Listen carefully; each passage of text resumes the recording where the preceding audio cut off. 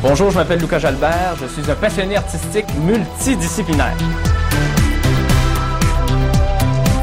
Du plus longtemps que je peux me rappeler, j'étais tout jeune et je chantais déjà dans la cour à l'arrière chez moi. Les voisins m'entendaient. Je me costumais aussi, j'étais enfant unique, donc je m'imaginais déjà mes scénarios. Je courais d'un bord déguisé d'une façon, je courais de l'autre. Je créais mes propres personnages en partant mes scénarios. Un bel après-midi d'été, ma mère est arrivée, j'avais environ 6-7 ans, elle est arrivée avec une revue de bande dessinée de Donald Duck. Donald Duck. Puis c'est là que j'ai découvert le monde du 9e art, de la bande dessinée. Et ce qui m'a attiré immédiatement là-dedans, c'est les expressions des personnages.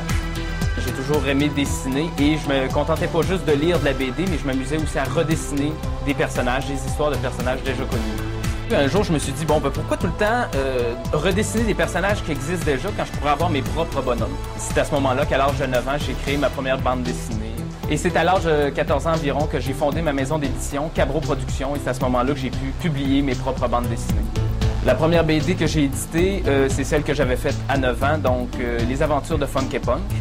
Ensuite, une autre que j'avais fait à 11 ans, donc Funky Punk contre Fantomix.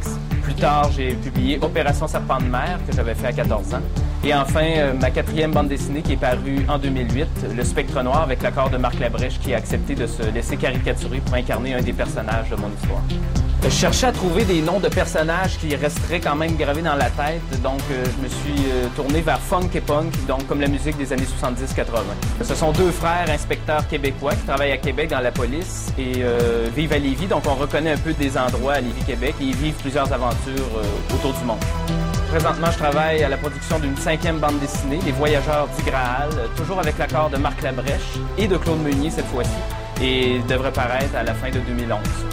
Évidemment, j'ai quelques cordes à mon arc et j'ai commencé à chanter, j'étais tout jeune, comme je vous le disais en début d'entrevue, mais aussi j'ai commencé à chanter à l'église à l'âge de 10 ans et ça jusqu'à 20 ans et c'est comme ça que j'ai pu financer mes projets de bande dessinée. J'ai également fait du théâtre depuis que j'étais tout jeune, j'en ai même fait l'étude au secondaire et au cégep et ce qui m'a permis de me rendre compte que j'aimais vraiment le jeu d'acteur. À travers tout ça, je n'ai pas cessé de chanter. Là, j'interprète un peu quelques chansons populaires à ma façon et je fais des vidéoclips que je présente sur mon site web. Et ça me fait en quelque sorte des démos pour peut-être un jour faire un album. J'ai donc fait mes études au cégep à Lévis-Lauzon. J'ai fait un DEC en littérature, théâtre et technologie. Et le volet technologie, c'est le montage et le cinéma, ce qui m'a fait découvrir ce côté-là. Durant mes cours, j'ai eu la chance de réaliser, scénariser et jouer des courts-métrages. J'ai également réalisé un film d'1h30 à la fin de mes études intitulé Un bel sogno, un beau rêve en italien. Évidemment, je veux ramener la grande comédie au cinéma. Je trouve que c'est de plus en plus rare de nos jours. Et c'est ce que je me souhaite réaliser, des grands films qui vont rester en mémoire.